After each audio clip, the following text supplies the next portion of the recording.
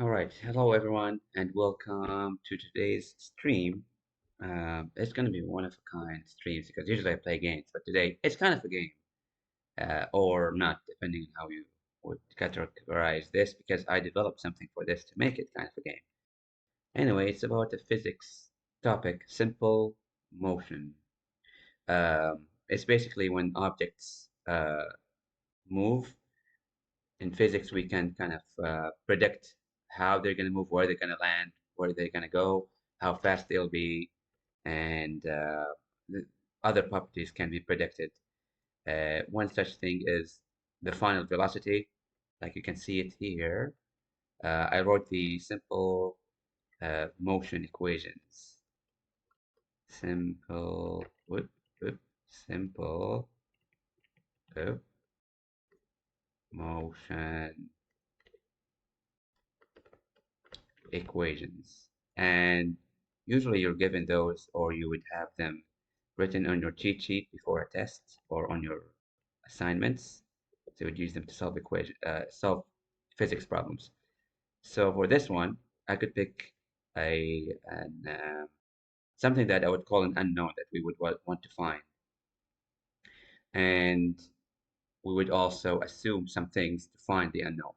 Let's give it a shot. So just want to mention the equations. The first equation is Vf, which is the final velocity, would equal the initial velocity Vi plus a acceleration multiplied by time.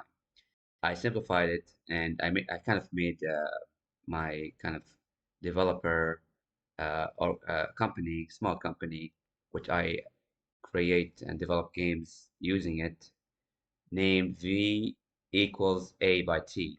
So this is in long form, final velocity equals initial velocity plus A multiplied by T. Now you might be wondering, why would you not include the VI in that question, in that name? Because VI, most of the time, not most of the time, some of the time is equal to zero. Like in this example problem, where this guy on the top of the building might have something he's carrying, and he wants to drop it. So he might have like a sphere or something, and he drops it and it goes down. So in the initial phase, VI would equal 0, if you want to be technical, meters per second. And we're going to use metric. Usually you have use metric units. I don't know if the US would use metric, but in Canada and a lot of other countries, they use metric, meaning meters, centimeters, and so on, not inches, feet, or fraction of inches. Either way, that's how I would start this. So say so that's why I named it v equals a by t, or you can say it equals a byte, however you want to say it. And then the second equation, I can number them 1, 2, 3, 4. And number 2 is for displacement. We have s as the letter for displacement equals initial velocity multiplied by time, which is the time that is spent in that question or scenario or situation, plus half 1 over 2 multiplied by a acceleration by time, and the time would be squared. It would be like to the power of 2. And then final velocity, Vf squared equals initial velocity squared plus 2 multiplied by acceleration multiplied by distance that's spanned. Then V average, the average velocity equals initial velocity plus final velocity multiplied by time over 2, which gives you the average velocity. All right, so for this scenario here, person over the building from the point where he's dropping the ball from is 420 meters high. All right, maybe I should use red to signify the importance of it. Hold on. And here. So, this guy. Another thing you should know, it's important, is gravity acceleration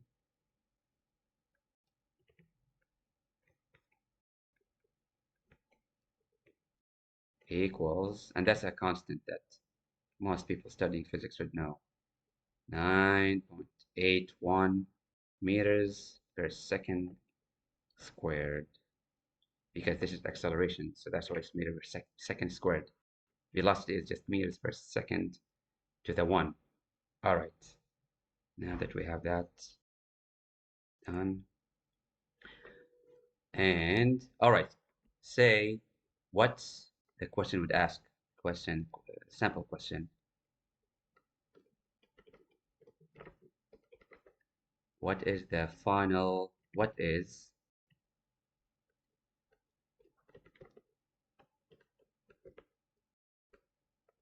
the final velocity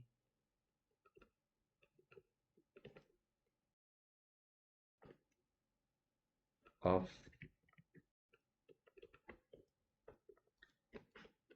the object or sphere when it hits the ground?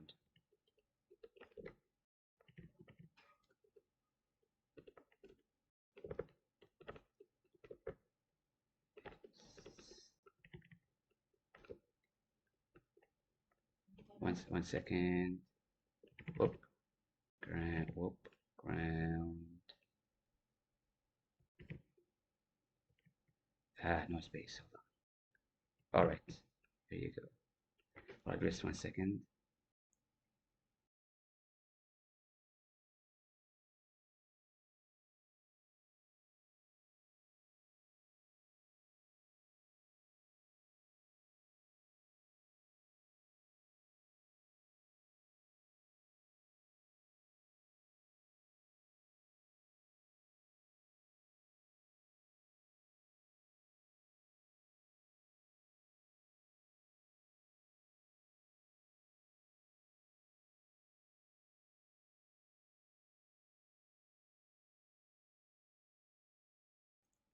All right, back at it. And so what this is asking in simple terms, let me just polish up that what W. So in summary, in short, what's VF? All right, and when we know what we need to find, we look at our equation that we have and see how we can get it. So it's very kind of very simple, but sometimes it doesn't get that simple. Anyway, for this one, I guess we just need to find VF here. So we already have the equation for that. We don't have to change anything for the equation. Sometimes you do, like if it asks for VI and you have all the unknowns except for VI, you would have to find VI in some questions, but not this one. Either way, let's continue solving this one.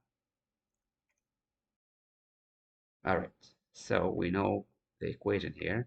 We'll just need to plug and chug, as they say. So VF equals, now VI, that would become 0. So the VI would be 0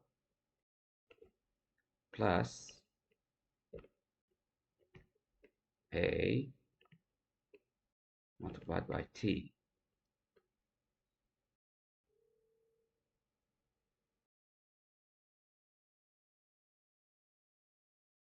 So we only have the two things that we need to find final velocity is A, which is gravity. So this one would become 9.81 meters per second squared. And this one we don't really know. So we'll have to find it. And how can we find it? The one equation that I see here that does have it is this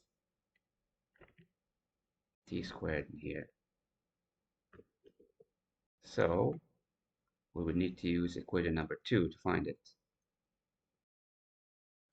And as such, we can go down here and write it. And as you may already know, if something is squared, to find it, we'll need to find the square root of the rest of the equation. And once you do that, you would find t to equal square root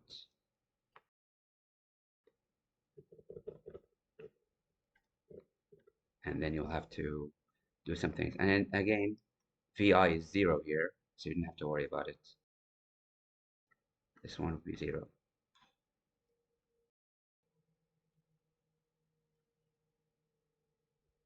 And then you'll just have the half, which becomes 2 when you cancel it out. So it's going to become 2 multiplied. This is just simple algebra.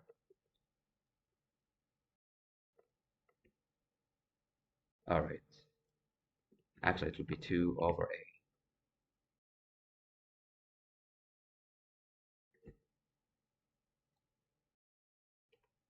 Which is g, which we already know is 9.81.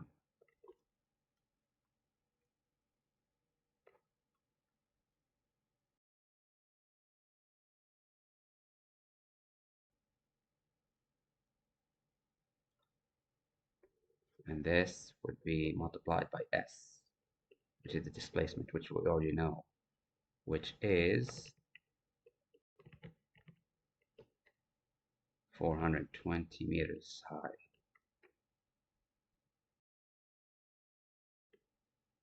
So we pretty much know all of them.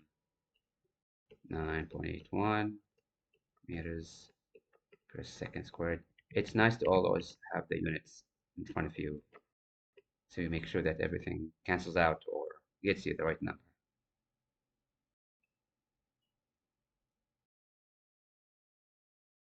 Just want to confirm something about that squared, if it's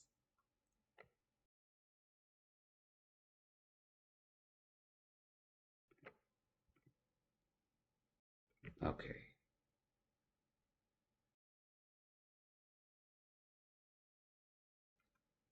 Yep, okay. So this makes sense because from what you're seeing, now I'm going to put the numbers with the units and everything. So this equals, let's see here, yeah, 2 multiplied by 420 meters over 9.81 meters second squared. And this is nice because now, since we have meters over meters, this cancels out. Meters cancel out with meters. We're left with seconds squared. And since it's in the denominator, below a denominator, it goes all the way up to the main unit. So whatever the answer is, I'm going to calculate it now. Going to be in units second squared. Since it's square root of that, we'll end up with just seconds, which makes sense because we're trying to find the time, which is delta time, depending on the question. But either way, it's the same thing. All right.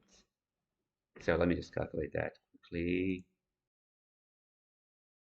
2 multiplied by 20 over 9.81. Let's see here, just 1 second.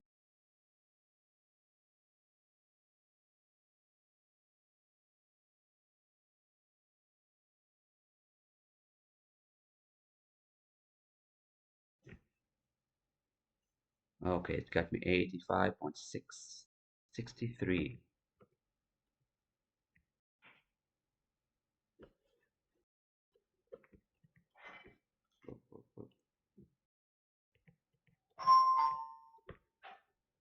All right, just 1 second.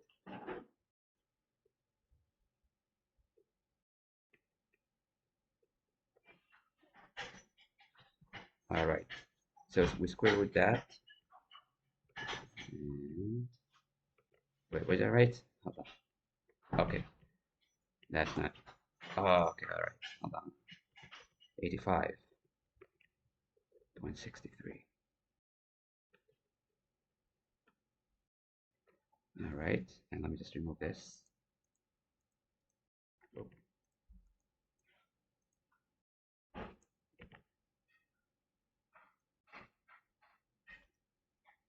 All right, and then we square root it. It's me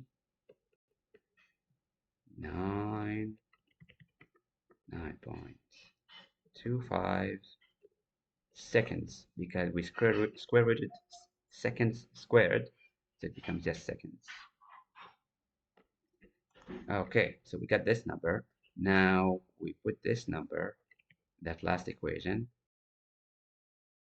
that we didn't have the t for, to find the final velocity.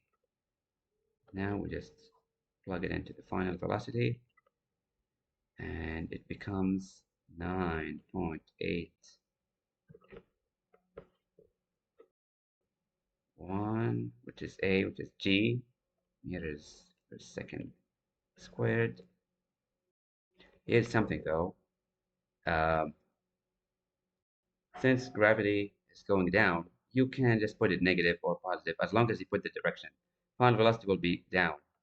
You can note it this way, or you can put a negative number depending on what you want. Okay,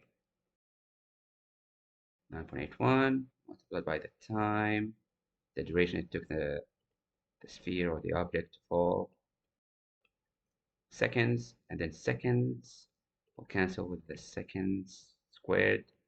This will go, and we're left with meters per second, which makes sense because this is the velocity.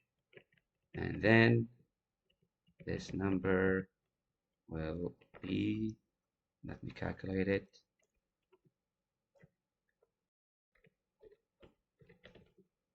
90.78. 90.78 meters per second. And that's your magical answer for this question. Okay, that's it. I hope that was straightforward. But either way, uh, here's something that I developed that may help you um, answer this kind of problems. Let me zoom out for this one. All right. I have developed something to make it easy to find if you have the right numbers. Because if they ask you what's the final velocity at like 300 meters when the object is falling, or want to kind of practice yourself, I've developed this small like little tool.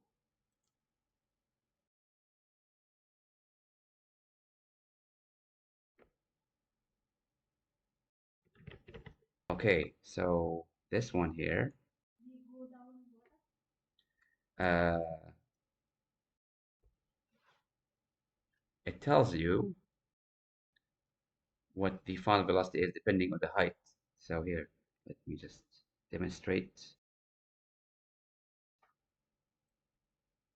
See, the further down you go, the higher the velocity, and the more time it takes. And let's see if our numbers are right. I did do the math for this one, did the equations and everything, the programming. Then when it reaches the ground, these are the numbers. Let's see. Hold on. Let's see. Okay, I think I get the right numbers. Yep. All right. So that's how it is. That's how it's calculated. And I'll put this in the description. I'll put this on YouTube, and hope you find it useful. I did it for the students that I tutor, and for anyone that's studying physics, simple motion. I might make more of these in the future. Don't worry about the floating guys, floating guy here, because I didn't know what happened. I did put him on in here, but for some reason it's floating. Anyway, if you want to practice, put it at 300 and do the or 200 and do the calculation to see if you get the right numbers. Anyway, that's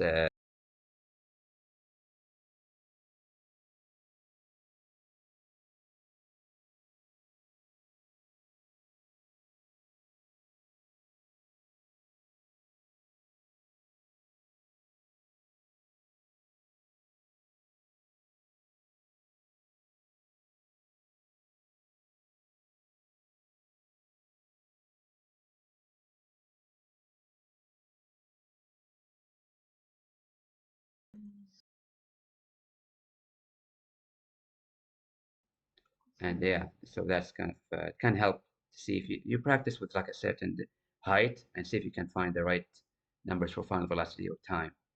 And yeah, hopefully you found this stream and video helpful. I hope you enjoyed it. And I'm gonna actually note I'm gonna paste the link to this on here, and you can go and try it out. I put it on GitHub because it's a simple way to kind of share your whatever you want to develop and use for others to publish things to help others kind of in their life or their studies and go from there. All right, that's about it. Thank you for watching. I hope you find this helpful or useful or fun. Some people, depending on how much you like physics. Anyway, thanks for watching. Have a good day. Take care. Be well. Sayonara. Adieu. Wadan. Ciao. Goodbye. Taitsu. Adios. Thank you and bye bye. My left hand isn't the best. All right. Bye bye. Take care. See you next time.